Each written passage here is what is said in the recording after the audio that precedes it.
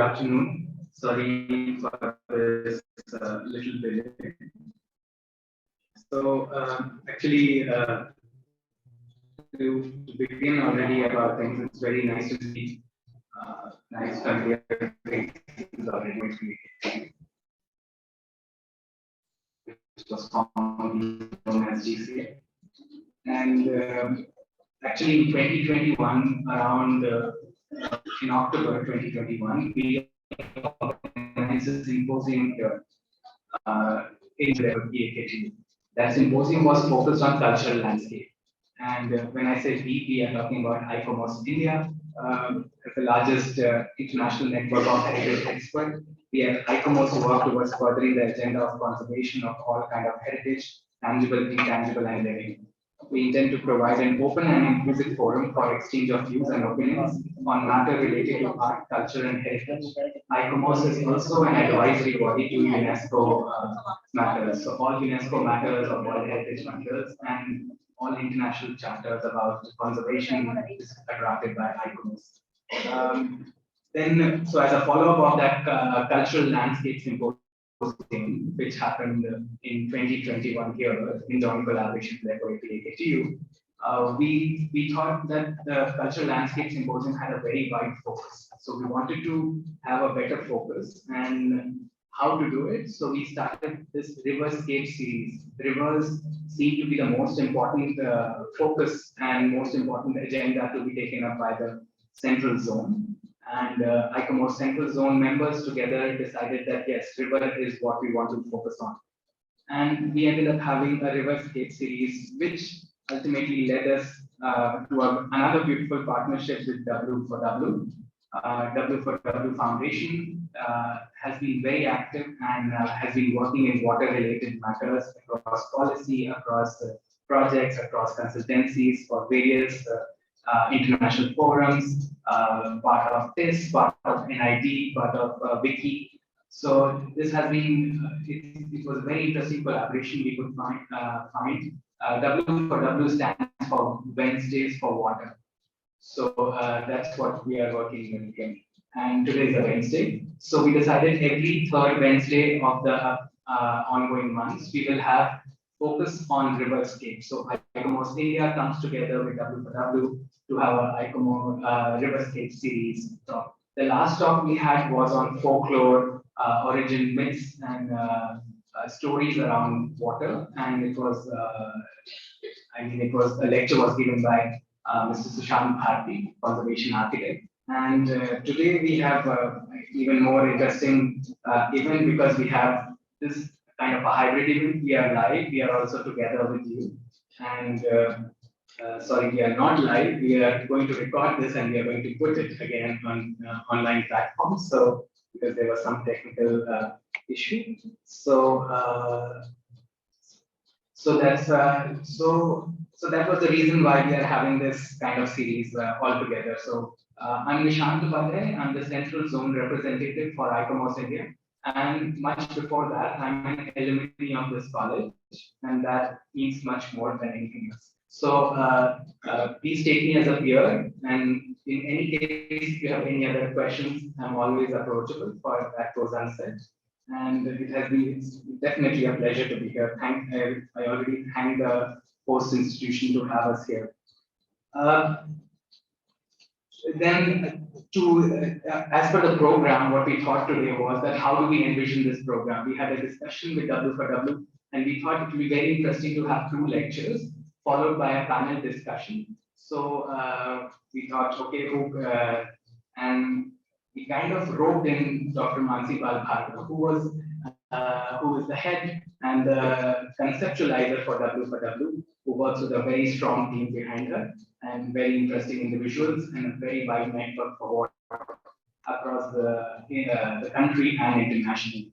And then we thought we can rope in Dr. Deepak Acharya, who both of them unwillingly has been somehow been roped into this event and to give a lecture. They were very happy to be part of the event.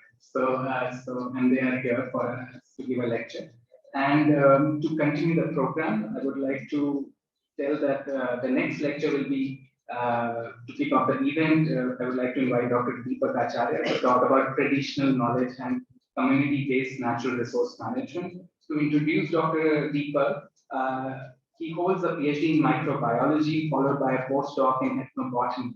He's a co-founder and director of research and development at Abunka Herbal Private Limited, located in Ahmedabad. He has been documenting ethnobotanical knowledge of tribal and central and western India for more than 25 years, written as many as 5,000 plus articles, scientific and popular, for various journals, magazines, print media, and online newsletters. He's a member of Bureau of Indian Standards (BIS), Biotechnology for Food and Agriculture for Sectional Committee (FAT 23), and of several other committees of the field. He is the author of 9 books on tribal and local knowledge, on natural resource management and Ayurveda, and his latest book, Jungle Laboratory, published by Penguin Bookseller, is a bestseller.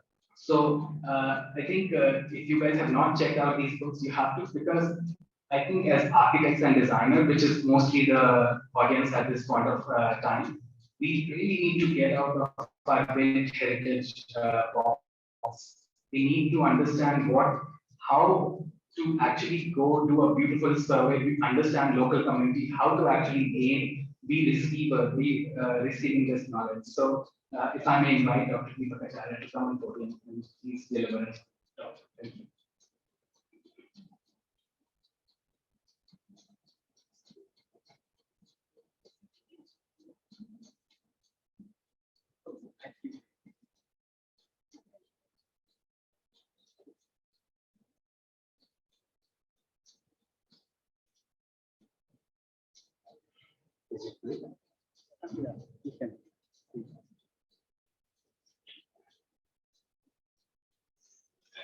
Thank you very much for inviting me here. I will take liberty to speak in Hindi क्योंकि मैं tribal areas में काम कर रहा हूँ और मैं चाहता हूँ कि आप लोग उस जो फ्लेवर है ट्राइबल बेल्ट का उसको सेंस कर पाए, थोड़ा समझ पाए उन सब चीजों को। पिछले 25 सालों से जैसा बताया गया कि हम ट्राइबल बेल्ट में काम कर रहे हैं, आदिवासियों के नॉलेज को डॉक्यूमेंट करने का काम कर रहे हैं। ट्राइबल बेल्ट जिन इलाकों को हमने चुना है अपने रिसर्च के लिए, basically I am scientist, microbiologist और इथनोबॉटनी पर काम कर रहा हूँ, जहाँ पर ये जो ट्रेडिशनल नॉलेज प्रैक्टिसेस हैं उनको डॉक्यूमेंट करने का काम कर रहे हैं। 25 साल पहले मध्य प्रदेश का एक इलाका है Patalkot, it's a deep valley 3000 feet below sea level, ये कह सकते हैं आप, इतनी गहराई में एक घाटी है which is totally cut from the civilized world, बाहर की दुनिया से पूरी तरह से कटी फटी। 3000 लोगों की पॉपुलेशन उस वैली के अंदर में रहती है, जो कि आज भी नेचुरल रिसोर्सेज के जरिए अपने लाइफस्टाइल को मेंटेन किए हुए हैं। किसी तरह की प्राइमरी हेल्थ फैसिलिटी नहीं है, कोई एजुकेशन नहीं है वहां पर, किसी तरह के कोई रिसोर्सेज ऐसे जो हमारे artificial so called modern outer world के रिसोर्सेज होते हैं वो कुछ नहीं है। लेकिन एक साइंटिस्ट होने के नाते पिछले 25 सालों को जब मैं देखता हूँ और एनालाइज करता हूँ तो मैं पाता हूँ कि उन लोगों की लाइफस्टाइल, उन लोगों का रहन सहन हम लोगों से कई गुना ज्यादा बेहतर है, ज्यादा हेल्दी है। और जैसा कि हम सब जानते हैं कि ट्राइबल्स के लिए लाइफ लाइन है वाटर, रिवर, नदी। जिन बेल्ट में हमने काम किया है, सेंट्रल बेल्ट जो सतपुड़ा प्लेट्यू है, वेस्टर्न बेल्ट जहाँ पर अरावली है, सह्याद्री है, इन बेल्ट में हमने काम करने का निर्णय इसलिए लिया क्योंकि सबसे बड़ी सिविलाइजेशन यदि आप देखेंगे हिंदुस्तान के अंदर में हिस्टोरिकली या फॉसिल रिकॉर्ड्स भी आप सर्च करेंगे तो सबसे बड़ी सिविलाइजेशन नदियों के किनारे मिली है। नर्मदा का बेल्ट देखेंगे आप, यदि अमरकंटक से लेकर जो अरब सागर तक नर्मदा जी चलती हैं, दोनों पार्ट पर नर्मदा के अपर रीजन पर और लोअर रीजन पर सबसे बड़ी ट्राइबल कम्युनिटीज गोंड, पैगास, भरियास, डील्स, ये लोग रिसाइड कर रहे हैं यहाँ पर।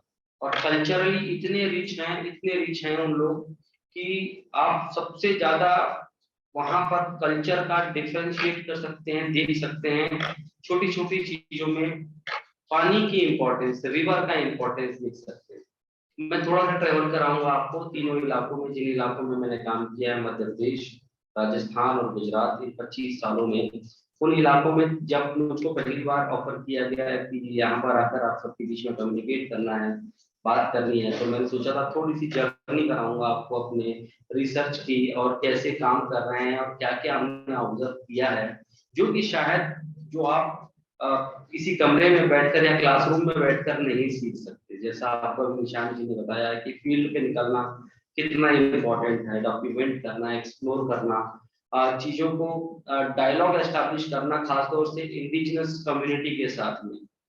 और इंडिजिनस कम्युनिटी के साथ में डायलॉग एस्टैब्लिश करना इतना आसान नहीं होता है, बहुत टफ टास्क है, क्योंकि आप उनके जैसे वहां पर उनके खान पान, रहन सहन, उनके पहनावे, सब चीजों के साथ में मेंड करना पड़ता है अपने आप को, तब जाके आप सीख पाते हैं।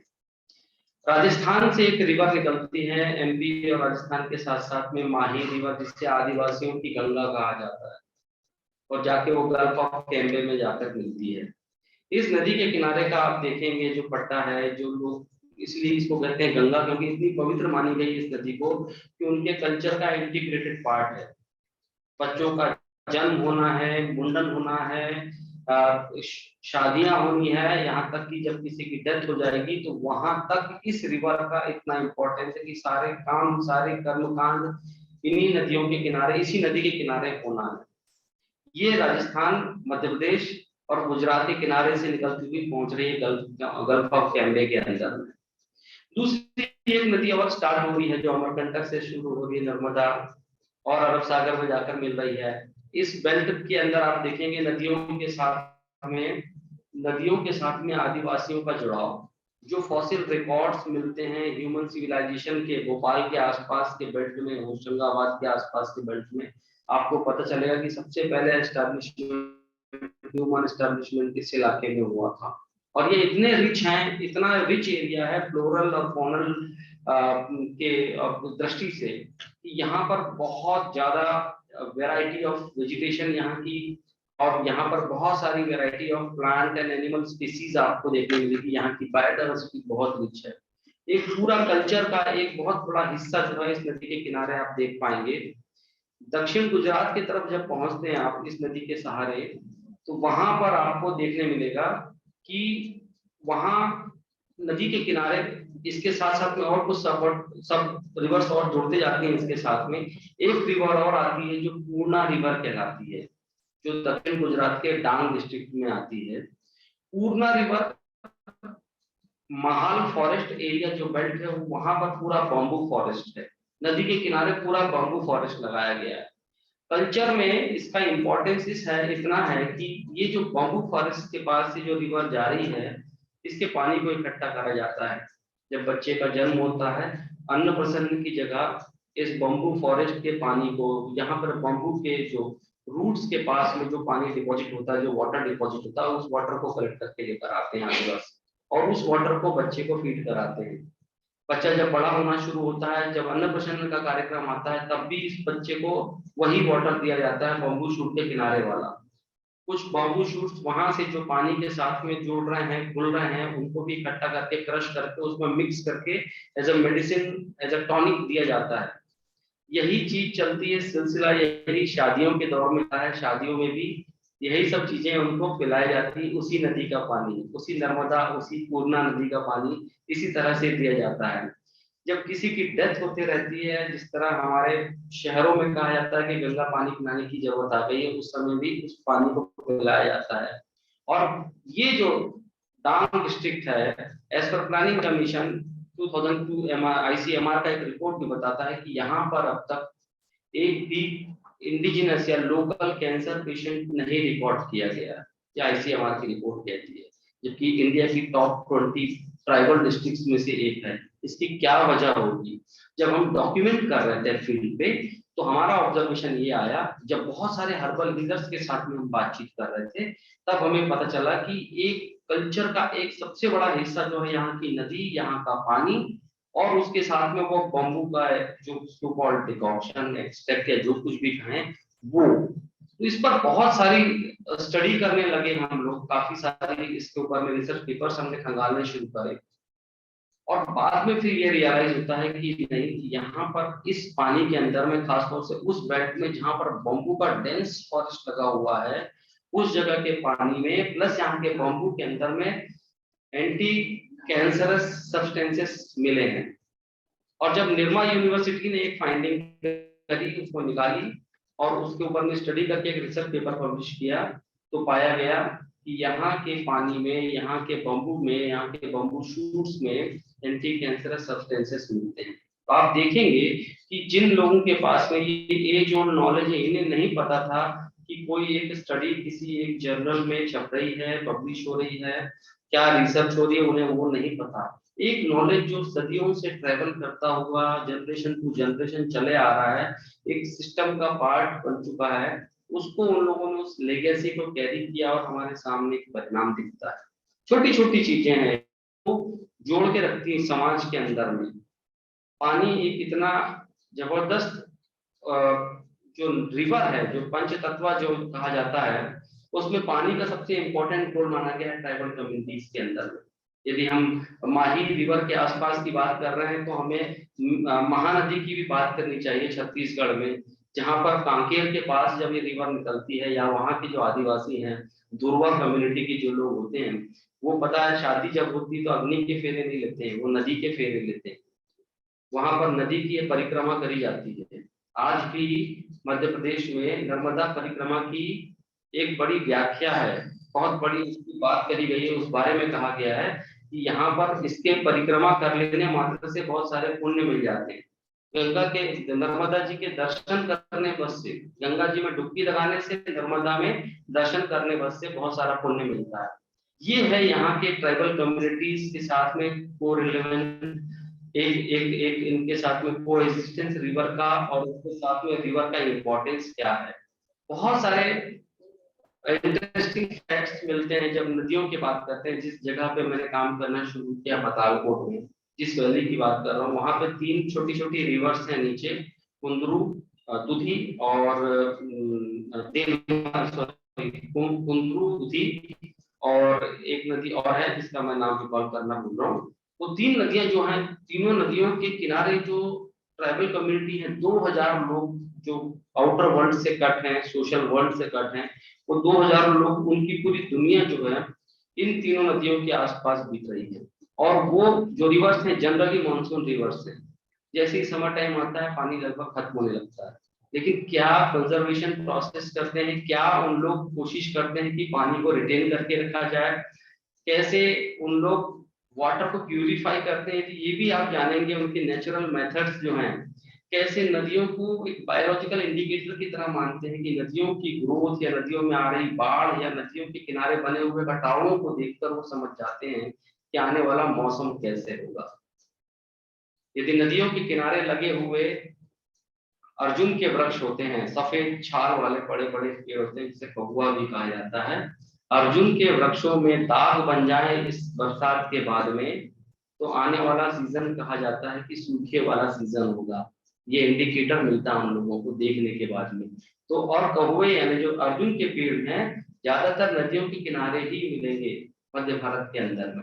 सारा नॉलेज मॉडर्न साइंस भी एक्सेप्ट करेगा, और उसकी क्वालिटी के ऊपर में भी पानी को पोर्टेबल बनाना है। जो कुंड से पानी या झीलों से या नदियों से पानी इकट्ठा करके लाते हैं, कि उनको फिल्टर करने की देसी मेथड्स आप जानेंगे या समझेंगे। जब डॉक्यूमेंट करेंगे तो आप भी हैरान हो जाएंगे कि कितनी गजब की उनके पास में टेक्निक्स है। ड्रम स्टिक्स का आपने नाम सुना होगा। ड्रम स्टिक्स जो होती हैं, उनकी फलियों को तोड़कर जो पानी, जो मटमैला पानी होता है, अभी वो गर्मियों में पानी लेकर आ रहे हैं, मटमैला पानी है, यदि तो उन ड्रम स्टिक्स को तोड़कर कुचलकर वो पानी के अंदर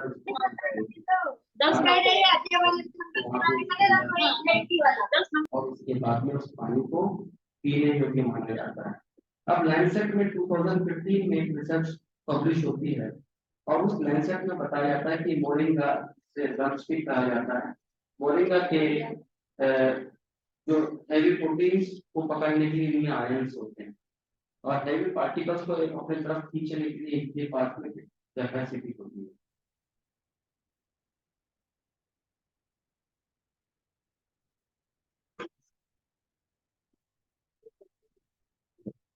तो जो मोरिंगा जो इन लोग आदिवासी लोग इस्तेमाल कर रहे हैं, उस मोरिंगा के जरिए इन्होंने वाटर को प्यूरिफाई करने की मेथोडोलॉजी भी आई। बहुत सारे ऐसे सिस्टम्स हैं जिनको देखकर हम समझते हैं Recording in progress.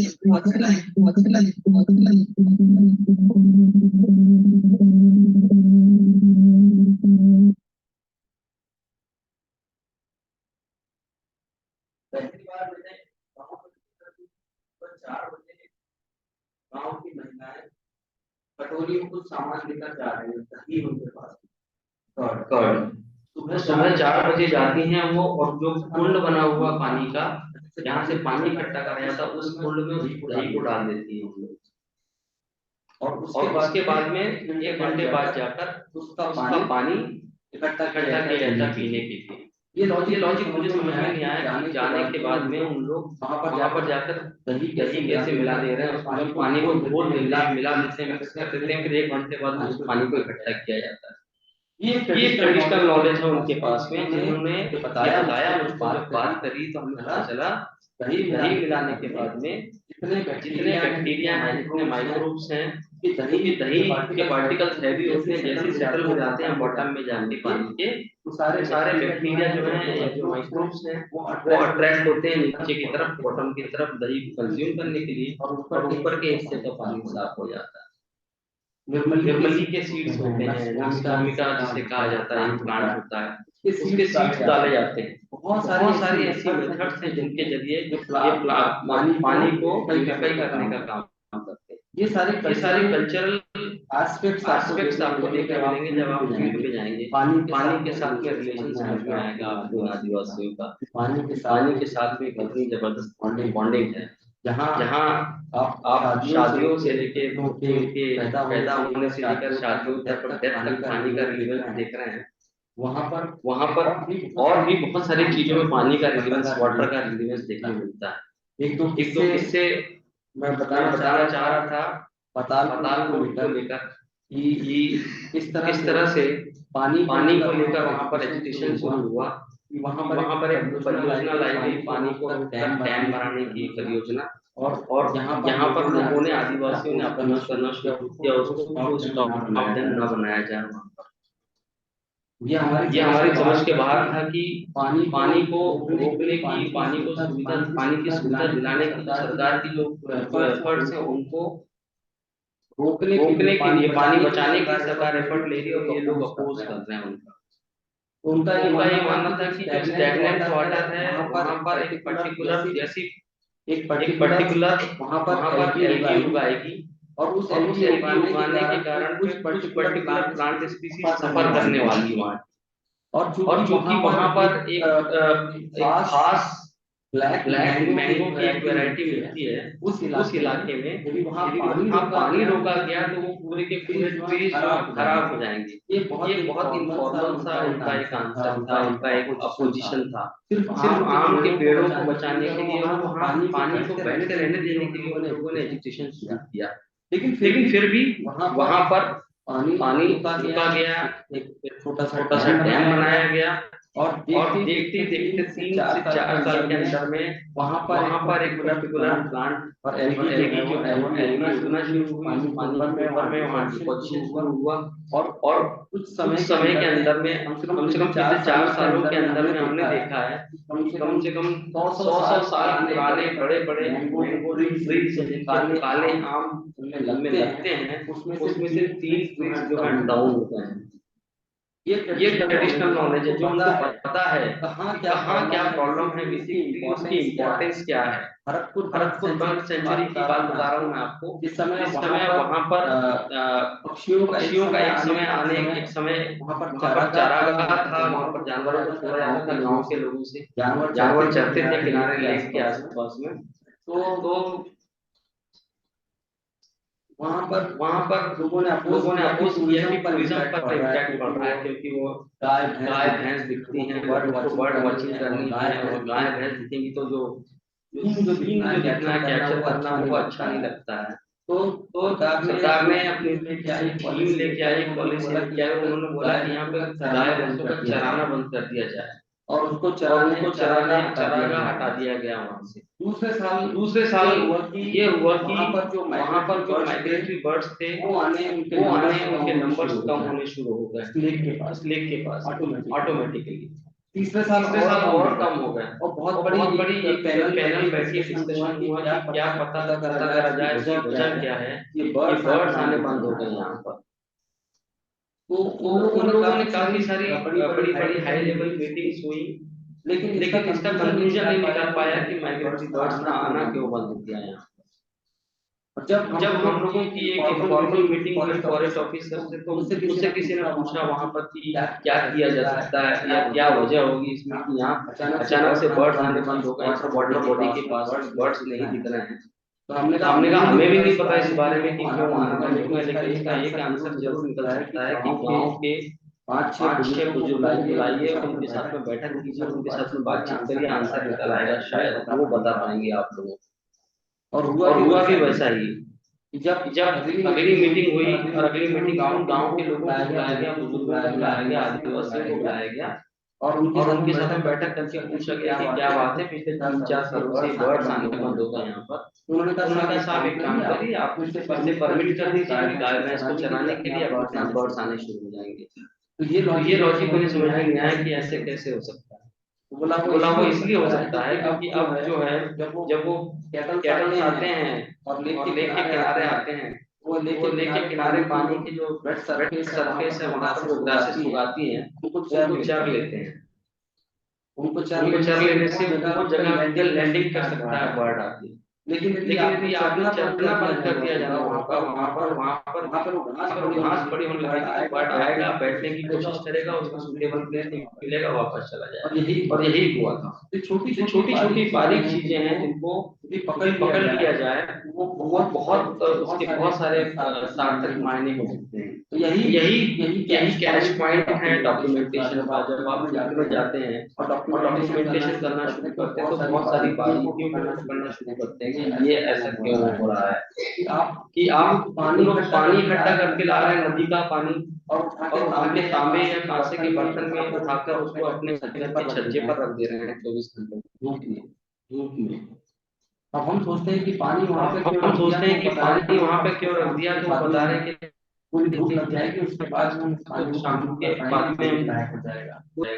ये जो बहुत इनफॉर्मल वे में हो गई उनकी बात। लेकिन जब इसके ऊपर में देखते हैं कि कहीं कोई बड़ा जर्नल ऑफ माइक्रोबायोलॉजी में तो बताया गया है दिन भर में सनलाइट होने पर ब्रह्मांड या जो इस तरह के मेटल्स हैं वो जनरली टेंड करते हैं कि सनलाइट का मेटल खतरनाक है, उसको मार डालने का काम करता है, जिसके कारण डायरिया उनको खत्म कर देना सनलाइट का और स्पॉट का बहुत इंपॉर्टेंट रोल होता है। ये लॉजिक उन लोगों को नहीं पता था, सदियों से चला आ रहा है ज्ञान, जिसको उन लोगों ने डॉक्यूमेंट करके रखा है, जिन लोगों ने पास ऑन किया है जनरेशन टू जनरेशन। लेकिन इस नॉलेज को डॉक्यूमेंट नहीं किया गया अब तक। ये वो नॉलेज है, इसलिए इसे ट्रेडिशनल नॉलेज कहते हैं, क्योंकि ये generation to generation words of mouth चला जा रहा है।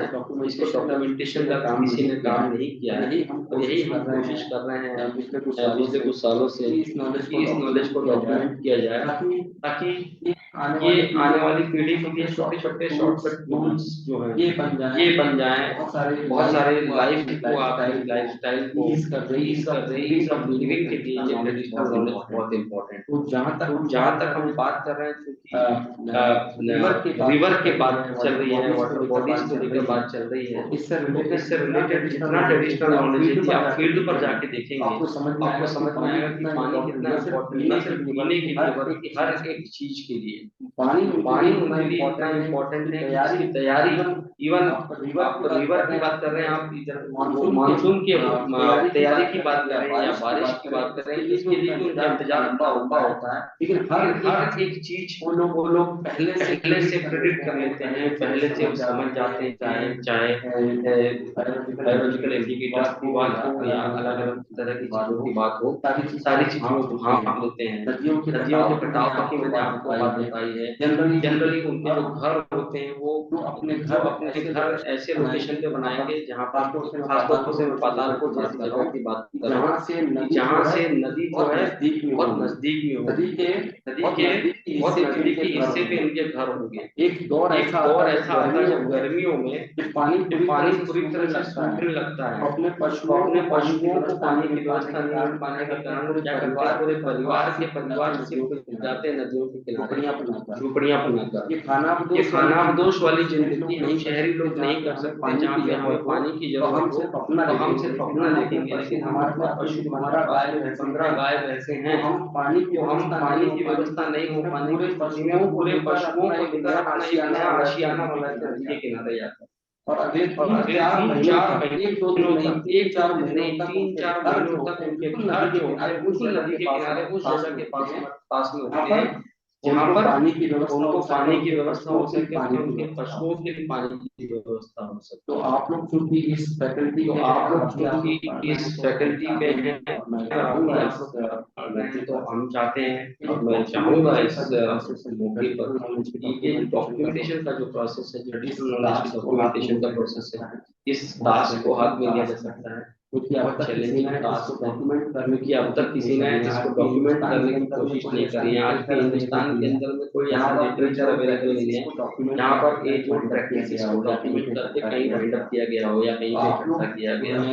तो आप लोग जो हैं वो लोग इनिशिएटिव ले सकते हैं इस तरह के काम के लिए, इस तरह के रिसर्च के लिए, जहाँ पे डॉक्यूमेंटेशन हो, पानी से रिलेटेड डॉक्यूमेंटेशन हो, वहाँ के रहन सहन से लेकर घरों की बनावटों को लेकर डॉक्यूमेंटेशन हो। और मैं तो हैरान था इस समय जब मैं अभी एक गांव में गया और वहां पर देखा कि लोग सीमेंट का इस्तेमाल नहीं कर रहे हैं, कुर्की और चावल के जो चारा होता है, जिसकी जो मिलेट से आती है, उसकी कटाई करने के बाद जो चारा होता है उसको मिट्टी के साथ मिक्स करके दीवार पे लगाते हैं और उससे सीमेंटिंग कर रहे हैं।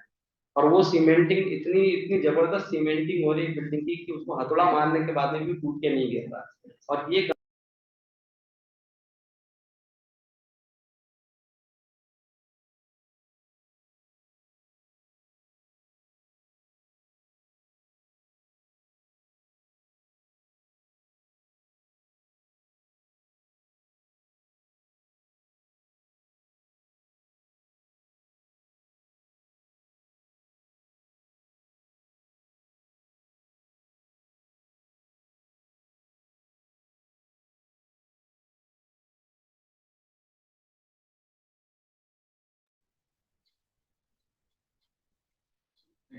Thank you, Deepak ji. This was very nice. I think हम सभी लोगों को ये in our profession and in dissertation especially जो भी सब लोग कर रहे हैं इस समय यहाँ पर, I think we really need to understand कि community से कैसे knowledge grasp करें और उसे present कैसे करें. I think ये documentation बहुत जरूरी है इसमें.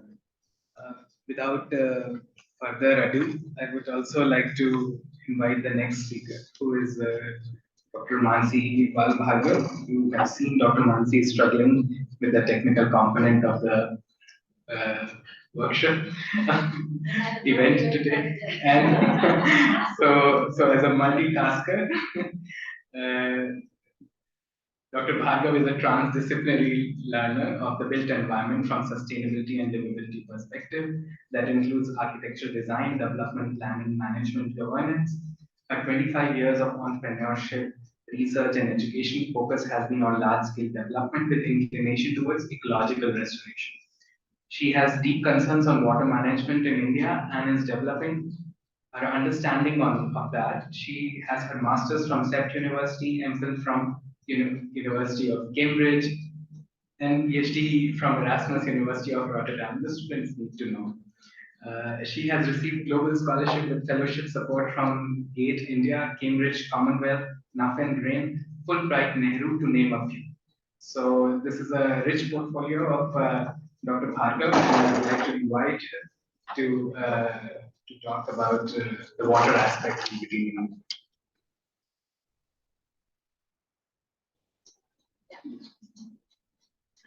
Thank you, Nishant, and thanks, Deepak. It's good to see you after such a long time.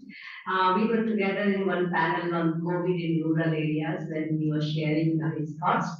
Importantly, I assume these are all students of higher grades from the school, so they have a little bit better understanding of how human settlements go and all. Are you taught water in architecture? Let me start with this till I share my PowerPoint. Can you please share if you are learning water as a subject in 5 years or 2 years of masters? Yes, no? Can you say yes or no? No. Okay. So you can already understand why I had to scavenge knowledge from different disciplines. So I left architecture a long time ago, not as in practicing or thinking about architecture, but just to learn other aspects of water. And that those other aspects I found from many things, but importantly, what I learned is that you can understand water from various sources, but water has been discussed extensively traditionally in our system as well. So I'm going to share the screen, and if online participants can tell me if they can see the screen, and I assume participants here can already see the screen, right? Yeah. Okay. So I'm going to discuss basically potent knowledge. So I assume this is not a rocket science word for you, but I have been going around across the country to lecture on water and research methods. And then when I use the word potent, it goes like antenna is not catching. So it's basically about common sense and conscience of knowledge about anything. So it's an argument where the truth is a premise. For example, now we all assume that we don't debate it much unless and until some naive politicians and come forward and say that we don't trust in climate change. But as an intellectual community, we already believe that it's there, right? So if in architecture and planning it is still not taught as water, I'm here in a journey or in a struggle in the country where I'm trying to prove that climate change is water crisis. And why are architecture and planning schools shying away from teaching water?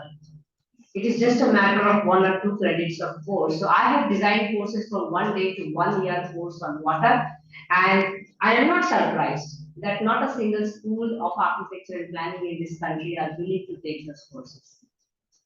So I go around the country and teach in whatever manner is possible. And the mission is to just prove that if we can address climate change, if we want to address climate change, we have to address water management. So we are interested to go around the country as a team and just engage in conversations. What kind of understanding people have about water? What are they doing with the subject? Like in architecture, we are often talking about water in a very fancy way, as a cosmetic element. So I want to take you through these facts of today. What was there in the past, as Deepak was mentioning, it is about the documentation part, but I want to fish out some things from our own traditional wisdom where water has been given prime position. Yeah, and where are we heading? And there are people who are practicing water. Ironically, there are more people outside architecture and planning who work in water sector, and that is where I feel very comfortable working with them because then we have a vocabulary to have a discourse or have a discussion, and that's where you may think that I'm thrown out of the architecture and planning, but I moved out of architecture and planning because I was not finding like-minded people, So this is what we basically do through WforW Foundation. We are doing Wednesdays for Water, which is our flagship program, but it's online conversations. Very few times we come on the ground and do these conversations, but then we have covered over 150 conversations. It's the largest water conversation happened in India since independence now.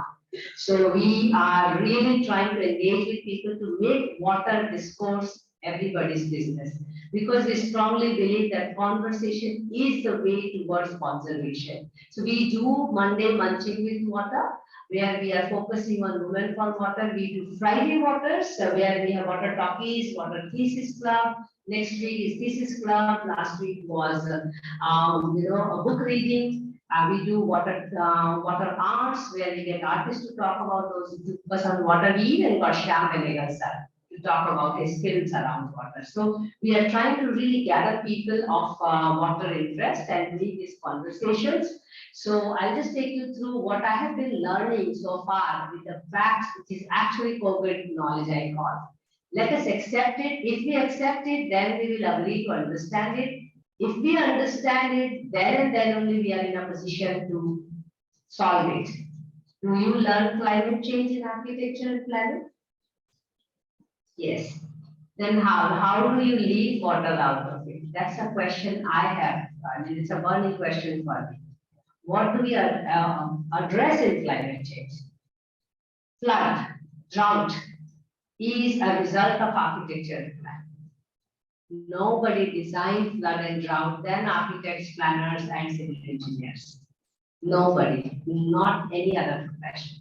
So somewhere we have to have a better understanding of water, inquire what was done before, because we also have evidences that civilizations that have perished are also because of the reason of water disasters.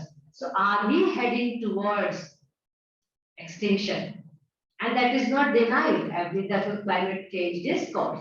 So that needs to be understood. So it is real.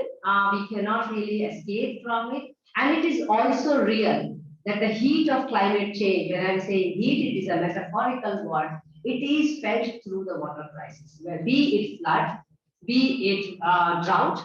And drought and flood also leads to asymmetric distribution of water, which have more access to water, whether it is out of extravaganza, whether it is out of greed, both ways they have more water. So the scarcity for the poor people or vulnerable or even farmers for that matter is increasing. We are putting more demand to the farming sector because of our extravaganza and greed. So we need to understand that the water crisis which has been created is actually manipulated and manufactured no other than only few disciplines, only few educated elites of the country, whether it is from drought to drown, as I call it usually, So if we are not addressing it as a pedagogy, as a discipline, disciplinary action from the schools of architecture and planning, we are really missing out something very, very severe, because these are the disciplines which are responsible for building cities, responsible for building infrastructure. Because when we are doing cities, when we are doing infrastructure, we are actually making it exclusive. And another thing which is also a problem in our discipline is that we are not addressing this inequity issue which we are making. Very simple example is that we are making more buildings and more buildings, and India is at this point in time one of the countries which has highest vacancy rate, among the highest vacancy rate in the world. And still it is among the countries which has highest number of poor people living in shacks. So somewhere our education is not really getting into this. I'm just giving an example from the building sector, but the same applies in water sector as well. So there's enough, but there is not enough for some people. So it's if we are really addressing water in an extravagant manner, then there is some kind of arrogance in the disciplinary pedagogy as well. We need to really debunk this extraordinary way of looking at water, and we have to go ordinary about water. We have to really talk about ordinary people, cater to their needs and all. And this is what is required, a pedagogical shift in the way we look at water. We look at beautiful waterfalls, beautiful fountains which are designed. We really skip the fact that many people are really having lesser access to water. We skip the fact that people are drinking water which is polluted. Water epidemics is the biggest epidemics in the world, which is still not declared as pandemic, like we declared corona. So we have to understand. Another thing which comes out of water is that climate crisis is also women crisis, because most of the time water crisis is felt by women, because women bears the burden of taking care of the family physically, at least, and this is across the world. whether it is most developed country or least developed country. So it's extremely important that we really talk about water, we talk about women as well, and they go hand in hand. If you really upgrade the situation of water and women in a country, you are in a very different situation. In Hindi, we say need or nari. So need और नारी की जब स्थिति एक समाज में अच्छी होगी तो वो उदार समाज होगा. स्थिति अच्छी नहीं होगी तो वो उदार समाज ही रहेगा. You can link it with the human development index we have in the world. Our status is even worse than many countries. So can we work and bring our focus on women and water? Do you study gender in architecture as a subject? No. So we have a long way to go.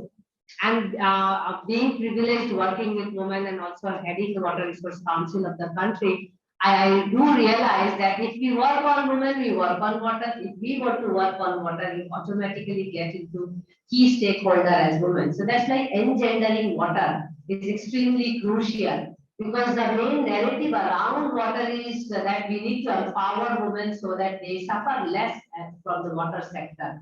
We want to shift that narrative to say that more power to women because water management, because it is man-made management, women can provide alternatives to the way water is managed. So we want to change this narrative where both women and men can bear the problems of water, problems of the crisis of water, because women will offer more decentralized approach, more sustainable approach, because if men have been leading the society for such a long time and we are not able to solve the problem, we have to already question the man-made society. So that's part of my work also, but this has been there since ever. So I just want to quickly take you through what's there in the past. So I'm not cooking up something new, it's there. So all the civilizations in the world, but this is just India. And now if you overlay the map of all villages and towns, you can actually relate it with the location of the rivers and small streams. Okay, so this is part of your work. But what is important is that there is no village in this country. I repeat, no village in this country which is without a water body. When lakes, ponds, and wetlands. There may be some towns and villages which may not touch a river, this is very common. But lakes, ponds, wetlands, they will have minimum one to many. So that's something which we have to understand, that there was some kind of relationship and some kind of understanding there. We will see how it has been written out there. And I'm just naming few of them: Vedas, Arthashastra, Ramayana, Mahabharata, Puranas, all kinds of Vedas, Samhita. You can just start naming it. Many other religions, I will give you some examples here. They have recognized water as life. If we are not recognizing and we are just thinking water is for us to bring from the tap, then we have a very, very meager understanding of water, and we are actually going towards our own extinction, as I mentioned earlier. So we need to change that perception of water, And then water is the element that connects with other features, as Deepak was rightly mentioned, that people move because of their own other belongings are suffering from water. They move to other cities in the past. So there are some things which I want to show you through other, literature which we have already had in the past. I'm just going to show you one of them, but you can go through the slide here. I can also share that later on. But let's say in Rigveda, it's written that water as a reservoir, water body of all curative medicines, which he was mentioning already, and of all nectar. It invokes water that cows drink and offers oblation to deities presiding over the flowing water. Talking about river, by the way. I'm just translating what is written in Rigveda. And there is a saying that water which will be drunk by horse is the purest form of water. You can really already test the water.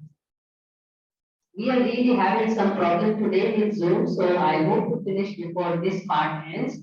As I mentioned already, the civilizations which have perished at some point in time, they also faced some kind of water crisis, and that led to their perish. So we have to really understand that water was always an entity of study since antiquity.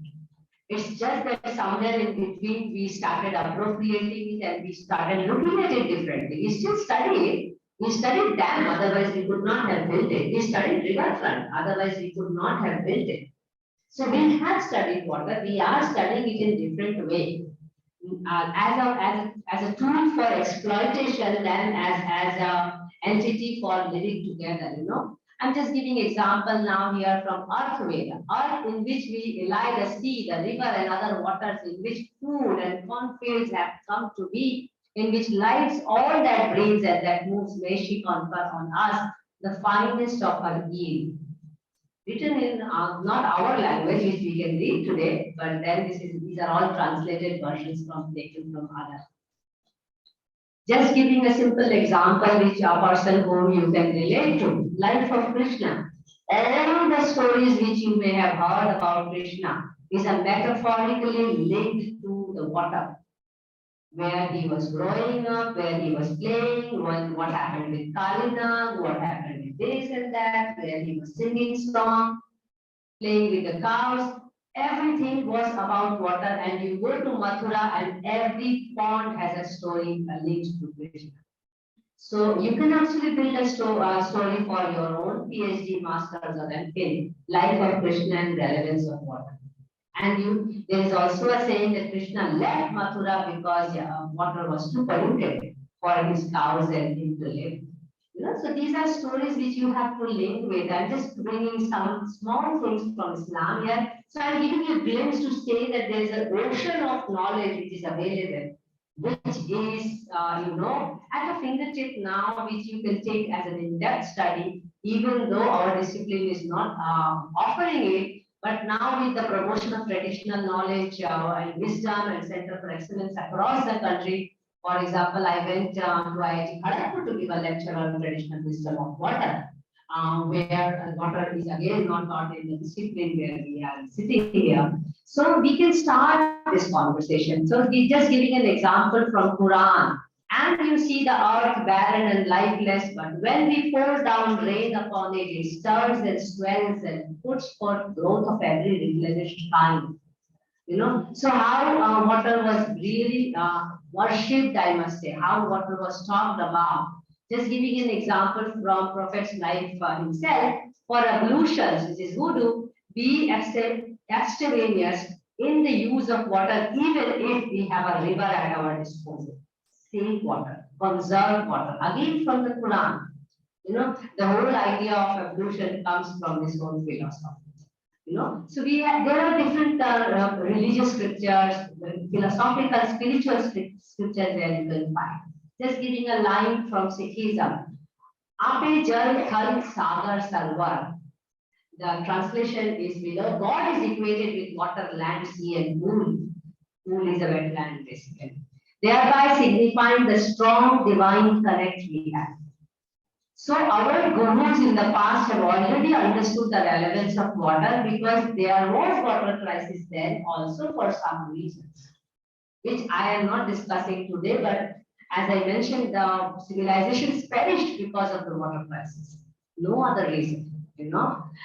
Buddhism, for example, Vajranya Buddhists, Thai Buddhists, they have different, Cambodia Buddhists, they are practicing water in very, very different way. One of the common lines which Buddha wrote is water as a life giver. Water symbolizes purity, clarity, and calmness.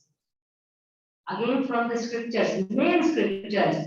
Okay, so I'm just giving again two examples from spiritual gurus, but you can go further even to Mirza Ghalib and reading him how he referred water. But I can't present and talk about him right now. So I'm just presenting from Kabir. I have a longer presentation here, but I'm just giving you a flavor with one slide. Behta pani nirmala, bandha ganda hoye, sadhu jag ramta bhala, daag na lage koi. Deepak was talking about that how villagers were against taming the river. You know, they were not in favor of the dam. You read it here. From the antiquity, we have been talking, aviralta mein hi nirmalta hai, behte pani mein hi shuddhata hai. Ye kahavat hai hamare paas. So just I'm leaving these two at the bottom for your reading, but just to give you a flavor that people have been writing about it. It's just that we need scholars from our discipline to gather those knowledge and put it together. Rahim, everyone knows, I think the bottom one here, Rahiman Pani, Rakhiye Bin Pani, Sab Soon Pani Gaye Na Ugre Moti Manus Soon. You have to really understand how the absence of water or crisis of water was talked about with the drops of water, and even talking about it with the wealth as water as a commons. So how it can be done now, I just want to, because it's a discussion, I just brought one slide from me so that we can start talking about it. Practice-based education. And we have examples. Babaji himself, Baba Ambedkar, had the first water jal satyagraha in the country during independence. And that satyagraha was not against Britishers. It was against upper caste Hindu. Moshi satyagraha. So we have to conserve water. We have to celebrate water. Rajendra Singh Ji, water man of India, celebrating water. Medhaji, communicating the problems of water. So we have to look at it. There are new examples as well. I'm giving example from architect Vishwanathan and Chitra. You may be doing architect planners, designers. They have zero waste house. Then we also have now virtual water museum where all water wisdom can be brought at a fingertip. Beautiful location. Dr. Sara Ahmad is hosting that. And it has all the kinds of flavor you can really curate for Lucknow. I mean, I will discuss with Vandana and start that conversation, how water narrative of Lucknow can be brought to the water museum. It's a global network again. So water education is coming in a different way. Education-induced practices. So how can we do that? These are my friends from Bangalore, just giving one example. So how they are working on lakes and wetlands. Bioenzymes, the slide is moving by itself. Then infrastructure-wise, reducing industrial waste, reducing domestic waste, and so on. So there are examples, and as I mentioned in the beginning, I am currently working on Women for Water, from grassroots leadership to professional leadership. The top one is by the Government of India, and we have started a movement to really honor all women leaders. So that's the Wiki Water Resource Council, recognized by the Government of India from the Chamber of Commerce and Industry. And so learning so far, water management is people management. I really tell people that if you are not teaching water, can we teach people to be better people, better citizens? Then I think we can win the game.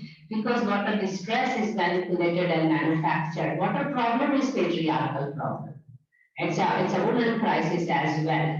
And if it is degrading and diminishing resources, we really need diverging thinking. We really need alternatives, which I think women can bring, but I may be biased about it being woman myself. But when I said myself, I would like to share with you what I have been trying to do through water, to practice conservation, practice and teach conservation, but importantly, connecting science and society through these live conversations, through the online conversations, because I strongly believe that water conversations are very, very important to bring water conservation. So I will stop here and thank you so much.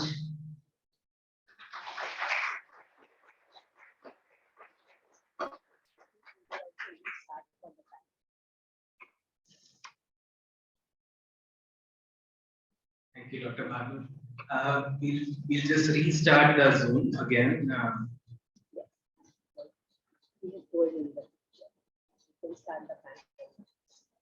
So in the meantime, we can kind of, so from here on, I think we will move on to a form of discussion so that we can have a panel. Sometimes mindlessly organization.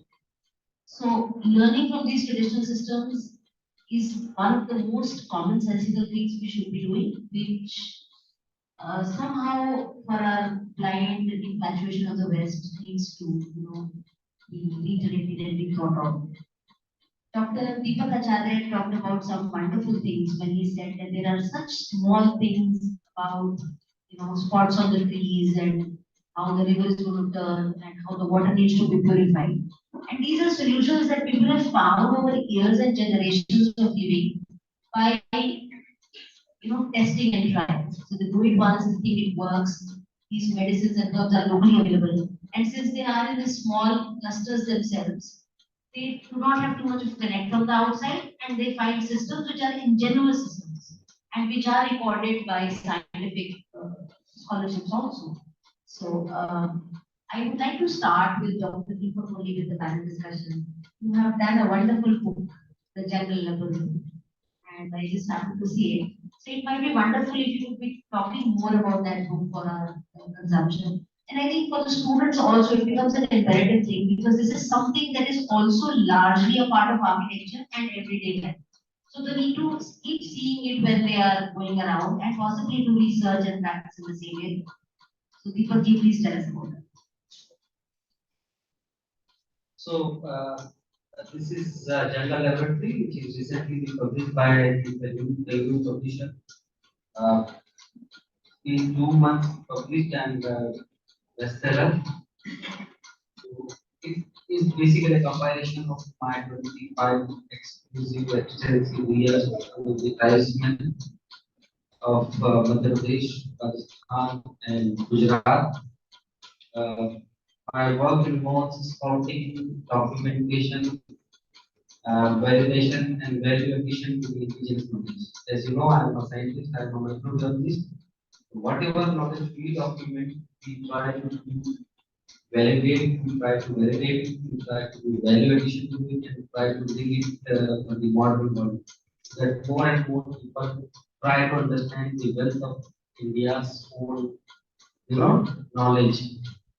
So the motive of writing this book was to bring front the legacy of India's rich heritage. और इसको हिंदी में लिखने का purpose भी ये था कि हम मैक्सिमम लोगों तक पहुंच सके, ज्यादा से ज्यादा तक लोगों तक पहुंच सके। इस किताब को यदि आप पढ़ना शुरू करेंगे तो आपको ये किताब कहीं से ये नहीं लगेगा कि किसी हर्बल ट्रीटमेंट को हमने पेट दर्द है तो क्या खाना है ऐसा बता दिया। It's basically a complete journey right from my childhood days till today. जो मैंने देखा है उस 25 सालों में जैसा ट्रैवल किया हूँ, जहाँ जहाँ गाँव में गया हूँ, छोटी छोटी चीजों को हमने डॉक्यूमेंट किया। छोटा सा एग्जांपल दिखाऊंगा, ब्यूटी ऑफ इंडियन नॉलेज। एक गांव में मैं गया हुआ था and I was having dinner, this old lady sitting in front of me, क्योंकि वो के चूल्हे के पास में बैठ के खाना खा रहा हूँ और मैंने उनसे एक लेमन मांगा। मुझे सब्जी और दाल में थोड़ा निचोड़ना था, लेमन चाहिए था मुझको। तो उन्होंने मुझको बोला कि लेमन वो रखा हुआ बास्केट में वो ले लीजिए। तो पूरा फुल साइज लेमन मैंने उनसे चाकू मांगा कट करने के लिए, वो लोग नहीं काटने की जरूरत नहीं है, इसको आप दबाइए रस निकल पड़ेगा। तो उस लेडी ने उसमें बारीक सा पेंच करके छेद कर रखा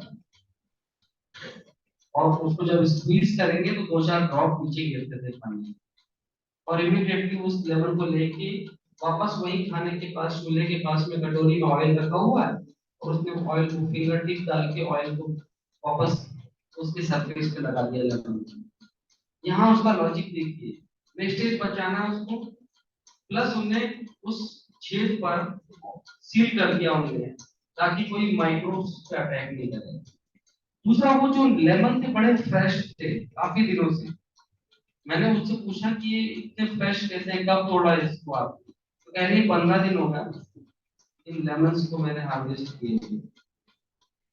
हमने कहा हम फ्रिज में रेफ्रिजरेटर में लेमन तो रखते हैं, 4 दिन में वो पत्थर जैसा हो जाता है, 5वें दिन उसका स्किन जो है वो येलोइश हो जाता है, 6वें दिन हम किसी को मारेंगे तो सर फूट सकता है, इतना कड़क हो जाता है। और आप गांव के अंदर बैठी हो 15 दिन से रखा हुआ लेमन आपने उतना फ्रेश कर, और कुछ नहीं, हम लेमन तोड़ के आते हैं और जो खाना बनाते समय जो ऑयल है ऑयल को हाथ में चुपोड़ लेते हैं और उसके ऊपर सरफेस पे रोल कर लेते हैं और रख देते हैं। यहाँ पर उन्होंने उसके ऊपर एक बायोफिल्म क्रिएट कर दी और उसका इवापोरेशन थ्रू कर दिया प्रोसेस को, तो लेमन फ्रेश। छोटी सी आपको एक चीज बताई, रसोई के अंदर में चींटियां बहुत आती थी मेरे घर में, तो मैंने उनसे बोला, ऐसी एक गांव के अंदर में लेडी से मैंने कहा मेरे घर में चींटियां बहुत दिखती, मैं क्या करूं, जहां देखो शुगर कंटेनर में राइस कंटेनर में चींटियां बहुत मिल जाती है। उन्होंने कहा कुछ नहीं, आप 2 लौंग के पीसेस डाल के रख दीजिए, चींटियां आनी बंद हो जाएंगी। और हमने आए घर में जाके 2 लौंग के पीस रख के देखे, घर में कभी चींटियां दिखना बंद हो गई शुगर के कंटेनर में, राइस के बॉक्सेस में। ये छोटी छोटी चीजें हैं, बहुत आसान दिखती है, बहुत सिंपल दिखती है, लेकिन इनके जो इम्पैक्ट है, जो रिजल्ट है, वो आप देखेंगे इतने बड़े हैं, इतना आसान है कि हम जाकर वहाँ इंसेक्टिसाइड लेके आ रहे हैं, हैंड रिपेलर लेके आ रहे हैं, जो हमारे लिए हेल्थ के लिए खराब है। लेकिन छोटी सी लौंग का पीस शुगर के अंदर चला गया, रख दिया आपने, वो आपने हैंड्स को रिपेल कर दिया। बहुत छोटी छोटी। लेंटाना कैमरा एक बीड होता है, नारंगी कहते हैं, बहुत फैला हुआ है। हमारे देश में कभी इंपोर्ट करके कुछ ग्रेन्स लेके आए थे, साथ में गिफ्ट आके हमारे पास में, वो वीड फैल चुका है। अब उसको वीड को रिमूव करने के लिए बहुत सारी स्कीम चला रही है फॉरेस्ट गवर्नमेंट, सरकार जो है, फॉरेस्ट ऑफिसर्स बहुत सारे स्कीम्स रन कर रहे थे। हमारे गांव में तो बहुत गजब हो गया, पठानकोट में, वहां के जंगलों में भी ये वीड पहुंच गया। उन लोगों ने तो अपना जुगाड़ कर लिया, उनने क्या कर लिया, उसका एक्सट्रैक्ट तैयार कर लिया। जो जहाँ पौधे लगे हुए हैं उनको जलाने के बजाय, उखाड़ फेंकने के बजाय, काट काट के उनको उनको बॉइल किया, प्लांट्स को बॉइल करके एक लिक्विड तैयार किया, और अपने सामने आंगन में उसको छिड़काव कर दिया शाम को। ये मॉस्किटो रिपेलेंट है। यहाँ पे वाटर डिपोजिशन हुआ है रिवर के किनारे पर, या पॉन्ड में, या नालियों में, वहां पे उसके पानी को डाल दिया उन लोगों ने, तो वो वहां पे बहुत सारे मॉस्किटोज की जो लार्वी है उनको खत्म कर देता है। वही वो लार्विसाइडर है वो अपने आप में, नेचुरल अल्टरनेटिव निकाल दिए। यही सब चीजें, यही छोटी छोटी चीजें जो जंगलों में हमने देखी, सीखी, गांव देहातों में सीखी, उनका एक कंपाइलेशन है जनरल। इसी तरह की जानकारी है, जो छोटी छोटी जानकारी है, जो बहुत आसान सी लगती है, उन सबको कंपाइल किया है। ऐसे छोटी छोटी चीजों को आप देखेंगे, जो मैं आपको कुर्की और कोदू का जो चारे की बात कर रहा था कि लोग यहाँ पे जला देते हैं, पराली जलाते हैं यहाँ पर दिल्ली के पास में, राजस्थान में। यदि उसको चारे को काट दिया जाए, सरफेस से सही निकाल दिया जाए, मिट्टी में मिक्स कर दिया जाए, इससे अच्छा सीमेंटिंग कुछ और नहीं करते। सरफेसिंग पे आप करते हैं, आप लोग तो डिजाइन और इन सब चीजों से जुड़े हुए हैं। सरफेसिंग में इस चारे का इस्तेमाल कर दिया जाए तो मुझे लगता है काफी छोई मिट्टी होती है, सफेद मिट्टी होती है, उसके साथ में इसको मिक्स करके कर दिया जाए इस चारे को, भूसे को, तो वो बहुत कंक्रीट जैसा खड़ा हो जाता है। ये आपको इस तरह के आइडियाज खोजने पड़ेंगे, और ये आइडियाज मिलने वाले हैं जब आप फील्ड पे निकलेंगे, वो चीजों को कोशिश करिए कंपाइल करने इस किताब में। Thank you so much Deepak ji. मेरी come to you letter, but आपका कहना बिल्कुल सही है। इतनी सारी प्रैक्टिसेस अवेलेबल हैं हमारे आसपास कि हमको सिर्फ देखना है, समझना है और आगे बढ़ना है। मानसी जी से बात करते हुए हम आगे चलते हैं वाटर सिस्टम्स।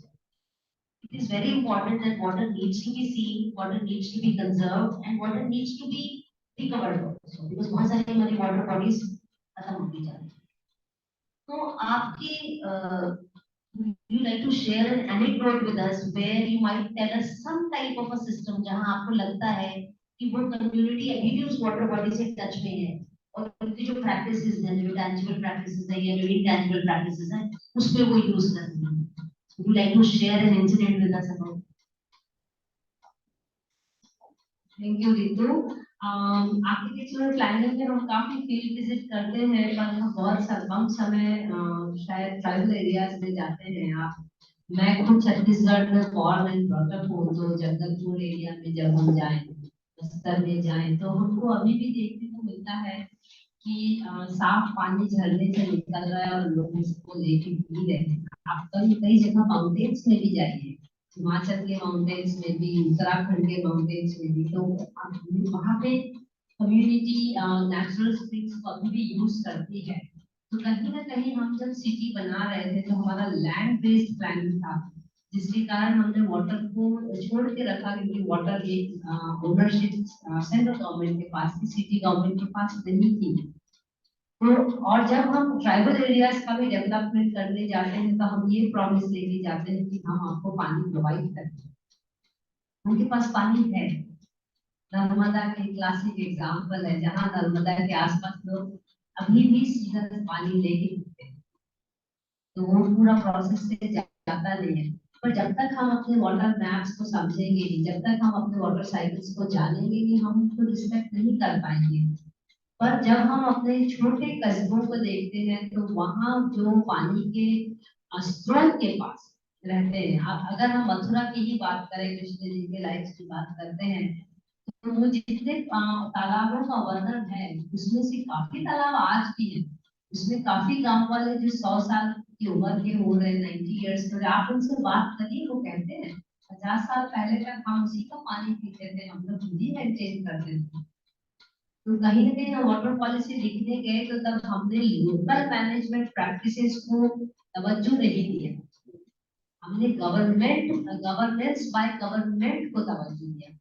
उससे दो बातें हुई हैं कि समाज में चेंजेस, जनता भी ये सोचने लगी कि पानी को मैनेज करना और प्रोवाइड करना सरकार का दायित्व है और सरकार का ही हेडेक है।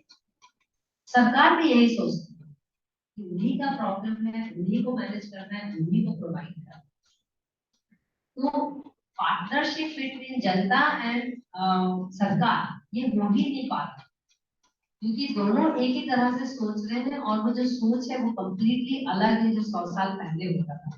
राजा महाराजाओं के जमाने में भी पानी का जो मैनेजमेंट था वो जनता खुद करती थी, और राजा कम्युनिटी पे छोड़ देते थे कि आप लोग तय करिए कितना कंज्यूम करेंगे, इसको पनिशमेंट किया जाएगा जब पानी यूटिलाइज नहीं करेंगे। तो अभी भी देश में बहुत जगह, नॉर्थ ईस्ट के काफी विलेजेस में जाइए जहाँ ग्राम पंचायत बहुत पावरफुल है, वहां पे आप जाएंगे तो देखेंगे महिलाएं बहुत ज्यादा काम करें। छत्तीसगढ़ का तो मुझे ही मालूम है कि काफी सारी जगह पे महिलाएं लीडर जो है वो डिसाइड कर रही है कि उनके तालाबों का पानी कैसे इस्तेमाल होगा, कितना इस्तेमाल होगा, उसको कैसे साफ रखा जाएगा।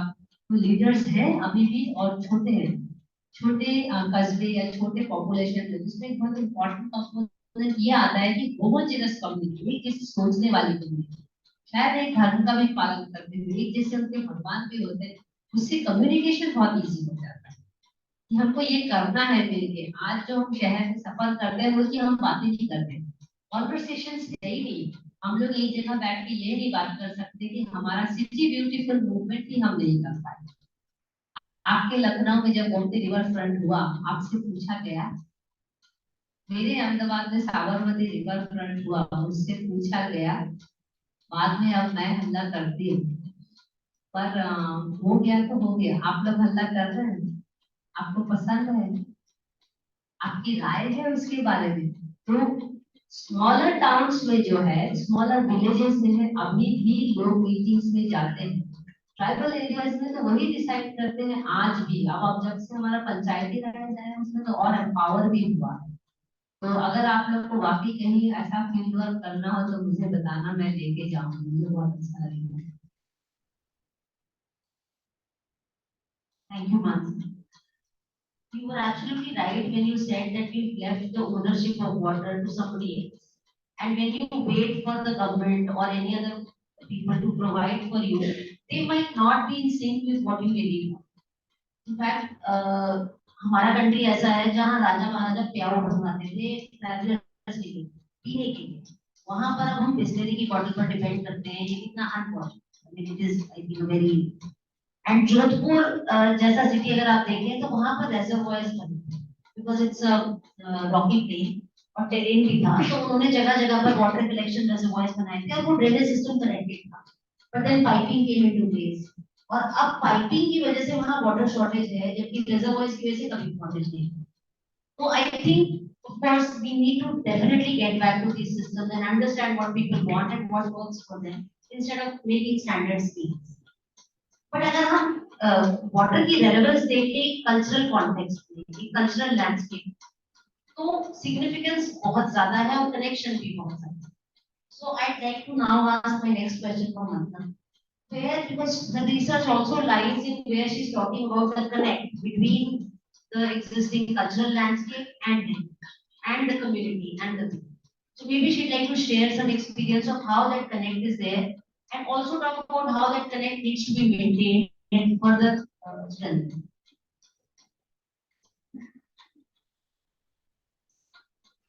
Good afternoon. I think we have gone through a very beautiful afternoon with an insight into what I think we take for granted and don't really give it much thought in a very conscious way. Because while we plan, while we design, we are bothered with the we do all that exercise of going to the site, taking the dimensions, but we don't actually go into the undercurrents of where will the water come from, where will the what is the connection of that site to the nearest water well, what is the traditional knowledge of that town, what is the traditional cultural value of that town. And I think it's a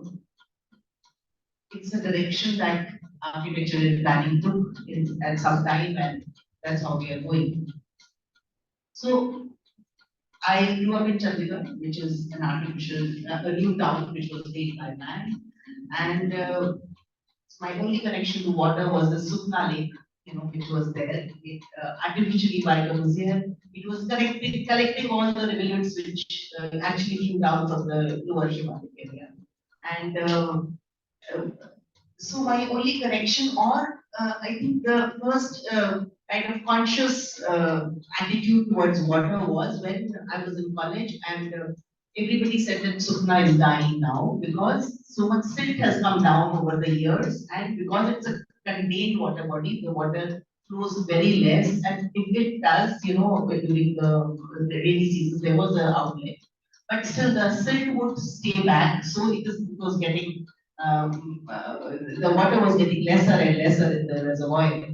So there was this drive by the Chandigarh people and the administration to save Sukna. So we all, the students, the bureaucrats, the common man, everybody possible, who was little conscious about Chandigarh, would go to the lake every day for 1 hour, pick up, because the administration couldn't afford the treasures, so we used to plow the mitti and then take it out of the reservoir. So this happened year after year, and Chandigarh people have managed to save that lake. So what I'm trying to say is that the connection to water, चाहे आप लखनऊ ले लीजिए, चाहे आप बनारस ले लीजिए, चाहे मथुरा ले लीजिए, चाहे एक नर्मदा के साथ का ले लीजिए, we have seen that all civilizations have grown along the river because of the necessity, but they have grown with the rivers, because they have tried to understand the river, tried to be with the river, and it was a symbiotic kind of relationship that as we have seen over the years. But over the years, what has happened is we have got little, it has become more cosmetic. The river is more cosmetic because I think in sync with the Western ideology of having the promenades along the river and having the beautiful urban scape along the river. Mansee just said that we are getting more cosmetic, we are getting more superficial about the water systems, and we don't, we are not in it. So, and earlier we saw that there was this cultural and cultural binding with the water. जो भी culture होता था, tradition होता था, उसके अपने एक, especially I think I studied a lot in the Sindhi heartland, where water became a kind of a part of the ritualistic attitude, of the people. So one great example that I see is that everywhere, or in any religious town, there is a kind of a yatra which goes around. It's a kind of a parikrama that people do till today, and that has not died down, but the stops along the way were on the water bodies. अगर पंचकोशी यात्रा जो बनारस की है वो 5 दिन की यात्रा है, and there are 5 padavs along the way. Padavs is that you walk all the day and rest there at night, then walk along the next day, the halt and another halt. So there are these 5 padavs along that.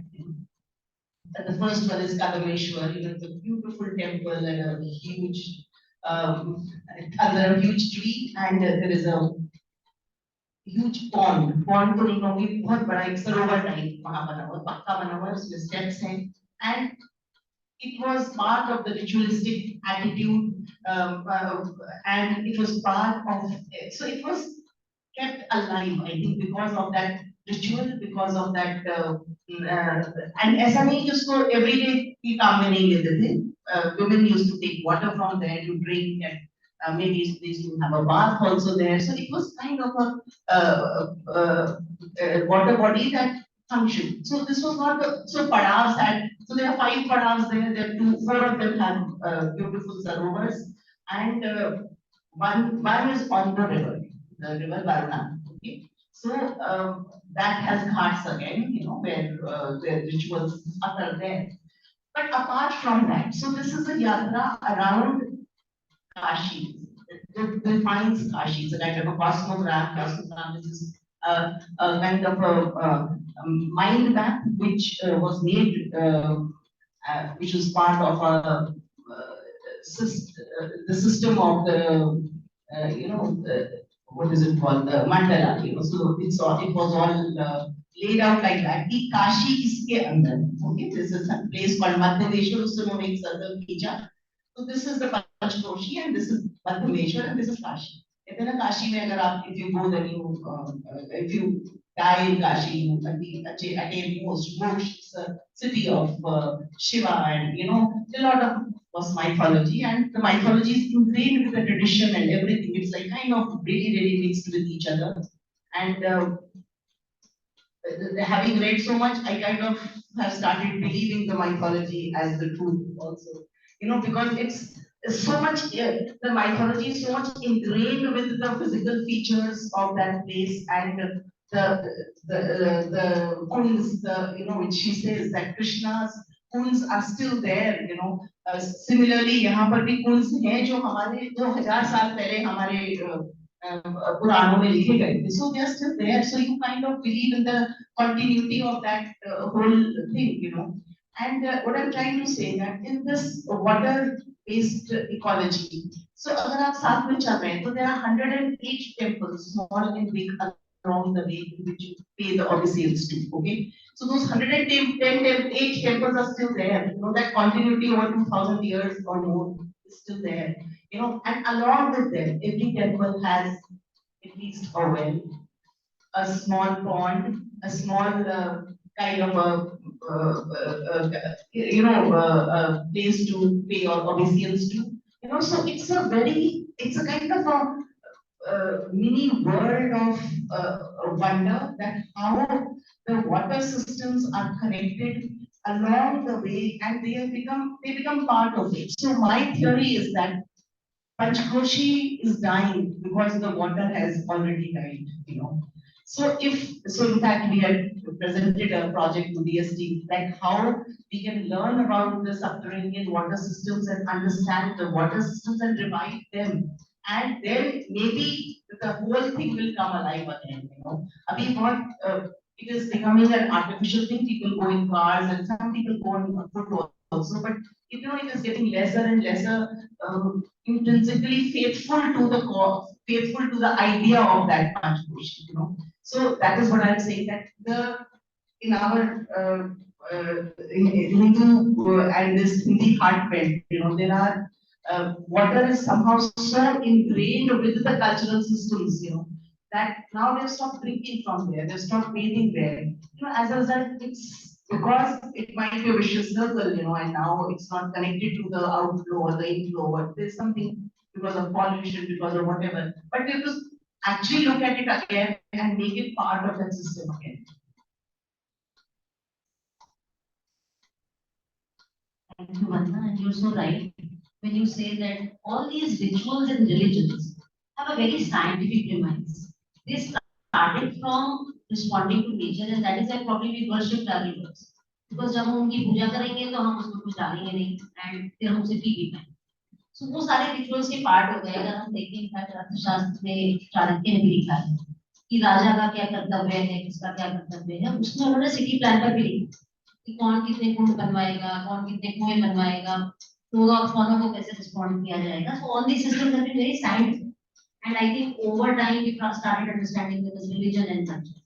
So trees also, you mentioned such a beautiful thing कि अब इतना cosmetic हो गया है कि अगर आप देखें आजकल हम इंडियन कॉन्टेक्स्ट में ट्रीज लगाते हैं तो वो ब्यूटी के लिए ज्यादा लगाते हैं. बट पहले जो हम पेड़ लगाते थे वो यूटिलिटेरियन पेड़, या तो फल देते थे या फूल देते थे या दवाई देते थे और कुछ नहीं तो छाया देते थे. अब वो क्या ताड़ का पेड़ कर रहा है, वो ताड़ का पेड़ बेचारा मुरझा के मर ही रहा है ना, मतलब can't stay in this planet, of course, so it's not made for this. So, but of course, we understand, and a lot of us talked about that these things exist. These knowledge systems also exist. And tribal areas में ज़्यादा protected है because उनका touch बाहर से बहुत कम. तो दीपक जी मैं ये पूछना चाहूंगी आपसे कि आपका क्या इस पे टेक है कि हम लोग सब मिलकर, बोटैनिस्ट हो चाहे प्लानर्स हो चाहे आर्किटेक्ट हो चाहे आर्कियोलॉजिस्ट हो, हम सब मिल करके कैसे इसको अपनी एक मेन स्ट्रीम में ला करके मतलब जारी रख सकते हैं, क्योंकि हम सब प्राइवेट की तरह तो रह नहीं सकते हैं. तो how do we bring these systems to mainstream, जिससे वो सस्टेनेबल भी हो जाए, हम डेवलप भी कर रहे हैं, पूरे ऑर्गेनाइज भी कर रहे हैं, लेकिन ये वैल्यूज हैं इसके ऊपर आपकी.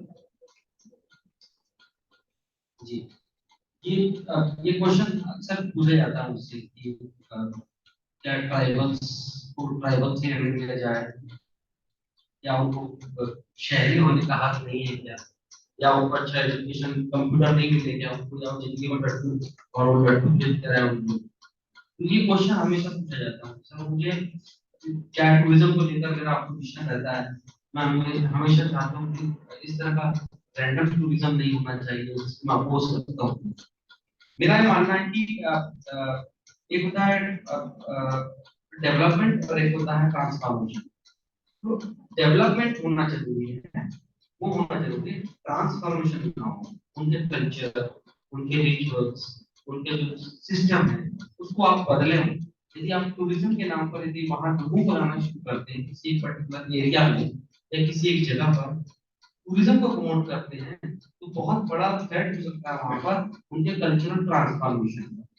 एक एग्जांपल देना चाहूंगा कि पातालकोट जहां पर वैली पे मैंने काम करना शुरू किया, ये 1990 तक टोटली कट था पहाड़ी वर्ल्ड. टोटली कट मतलब रास्ते भी नहीं थे वहां पर, सीढ़ियां तक भी नहीं थी. 3000 फीट नीचे ऊपर से आप नीचे देखते थे गहरा 79 स्क्वायर किलोमीटर का एरिया है जो घाटी है. वहां पे 3000 लोग रह रहे हैं, आदिवासी लोग, वो ऊपर नहीं आते थे. तो डेवलपमेंट कभी भी वो लोग नहीं मानते, ये समझिए. बहुत सारे डेवलपमेंट ऐसे होते हैं जो थोपे जाते हैं, जिनको हम अपनी सुविधा के लिए, यदि डैम बनते हैं तो कौन से आदिवासी इलाके का डेवलपमेंट होता है, ये किन की सुविधा के लिए ज्यादा होता है. लाइट, इलेक्ट्रिसिटी, रेफ्रिजरेटर, एसी किसको चाहिए?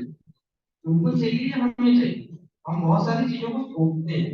तो ये कैच पॉइंट ये है कि बेसिकली हम किस तरह से जाएं और टूरिज्म का क्या अल्टरनेटिव हो सकता है. मैं सोचता हूँ इको म्यूजियम डेवलप कर सकते हैं हम लोग. हम जाएं उस गांव में, जाएं वहां एक चेक पॉइंट हो जहाँ पर पॉलिथीन ले जाना बंद कर दें, सारा मॉनिटरिंग हो, और आप जाए वहां से गांव का आदमी आपको जाए साथ में, और गांव जैसा है, जिस सूरत में है, वहां की व्यवस्थाएं जैसी है, वो वैसी की वैसी रहे. आप उनको घुमा के लेके आए. इनकी मॉनिटरिंग हो, जो बाहर के लोग जा रहे हैं वहां पर जाकर गंदगी ना करें या कुछ ना हो, ताकि आप अपने कल्चर को एंजॉय कर पाए. क्योंकि कल्चर बचा कहाँ है, आप दिखा देख कहाँ रहे हैं. क्या आपने वो ट्राइबल्स देखे हैं इंडिया में जहाँ पर वो सीन लगा के डांस करते हुए कभी देखेंगे? आपने नहीं देखे होंगे. उन्हें आप 26 जनवरी को और 15 अगस्त को देखेंगे कार्यक्रम ग्राउंड में या किसी जगह पे, वो शोपीस बन गया है. ये चीजें हैं अभी, इनको बचाना कैसे है कि ये चीजें उनके रूटीन में आए या उनको दिखाना है कि बच्चों को वहां पर. मैं जो देख रहा हूँ पिछले 15 सालों में मैंने जो प्रॉब्लम देखी है ऐसे ट्राइबल एरियाज में जहाँ पर वो जस कीर्तन लोकगीत होते थे, वहां पर अब जाकर मोबाइल टॉवर्स आ गए हैं, बच्चे लूडो खेल रहे हैं, ऑनलाइन ड्रीम 11 टीम बना रहे हैं. वहां पर बच्चे वो जस कीर्तन छोड़ के वो चमेली बाई का गाना सुनेंगे, वो गाना, और वो चीजें खत्म हो गई वहां के कल्चर की. इतना बड़ा डिग्रेडेशन हुआ है. हमने कैसा डेवलपमेंट क्या किया है हमने, हाँ, इस चीज को हमने स्ट्राइक क्यों नहीं किया उन सब चीजों को. तो कल्चर पूरी वैनिश हो गई. हम जाके बाहर के लोग जाने लगे, ट्राइबल एरियाज में, गांव देहात में जाके हम फोटोज लेते हैं, घरों की फोटोज लेते हैं, उनके साथ में फोटोज खींचना चाहते हैं, खिंचवाना चाहते हैं, हम बताते हैं। वो हमारे लिए आउटिंग होता है, हमारे लिए डिटॉक्स होता है, हमारे लिए डी स्ट्रेस होता है। लेकिन हमें मालूम है हम वाकई में क्या आप वहां कुछ करने जा रहे हैं या नहीं करने जा रहे हैं, हम किस पर्पज से जा रहे हैं। जब हम जाते हैं वहां पर तो हम उन लोगों को फिर उसके बदले में कैश देते हैं, भाई 100 रुपए दीजिए, 50 रुपए लीजिए, हमको ये दिखाइए वो दिखाइए। ये छोटी जगहों पे जो रिमोट एरियाज थे वहां पर बाहर के लोग जाने शुरू हुए। वहां की वेल्थ थी, जो फॉरेस्ट वेल्थ थी, वो बाहर के लोगों ने, जो ब्रोकर्स होते हैं, जो दलाल लोग होते हैं, उन लोगों ने वहां पर वेल्थ देखी। और जब वहां जाकर उनको ऑफर किया कि एक जमाने में, आप लोगों में से नहीं मालूम, आप लोग उस जनरेशन के नहीं एग्जैक्टली, हम लोग हैं उस जनरेशन के, जब बटन दबाते थे ना तो घड़ी में लाइट चलता था, ठीक है। तो वो घड़ी लाइट लगी, हम भी बड़ा खुश होते थे कि अगर लाइट जल रहा है उसमें घड़ी है। ये ऐसी घड़ियां और छोटे छोटे वो कैसेट ऑडियो प्लेयर्स, ये गिफ्ट करने लगे गाँव में जाके लोग। वो इसलिए उसके बदले में वहां की बहुत बड़ी वेल्थ, सागौन के पेड़ निकालना है जमीन से, वहां से विंडोज निकालने हैं, वहां से तमाम चीजें गिफ्टिंग करना शुरू किया। अब वहां का एक ट्रेडिशनल, मैं पतालकोट का एक एग्जांपल देता हूँ, ट्रेडिशनल वाइन बनाई जाती थी महुए की, दवाई कहा जाता है, शराब बनती है महुए की, और बहुत यूनिक इंडिजिनस मेथड है उनका। चावल से भी शराब बनाते हैं हम लोग, महुए से बनाते हैं, नींबू से बनाते हैं, उनके लोकल मेथड्स हैं। वो शराब पिया करते थे और वो उनके कल्चर का इंटीग्रेटेड पार्ट है। मॉर्निंग से लेकर इवनिंग तक, नाइट तक शराब उनका हिस्सा है। सुबह उठते हैं, 2 घूंट कुल्ला करते हैं, फिर अपना जंगल निकल जाते हैं, दिन में आते हैं, खाना खाते हैं, फिर शराब पीते हैं, शाम को काम करते हैं, नाचते गाते हैं, कैंप फायरिंग करते हैं, गाना गाते हैं, भजन कीर्तन करते हैं, फिर शराब पीते हैं। लेकिन वो उतना जितना प्रसाद जैसा है, ऐसा नहीं कि पी के लुढ़कते चल रहे रोड पे। ये उनके हिस्सा था कल्चर का। लेकिन हुआ क्या, जब बाहर से लोग गए ना, तो बाहर से लोगों ने अंग्रेजी शराब करनी शुरू कर दी। ये पी के देखिए, हमको उसके बदले में फला चीज दे दीजिए, जंगल के रिसोर्सेस हम लोग निकालने शुरू कर। और उसका अंजाम ये हुआ कि उनकी जो ट्रेडिशन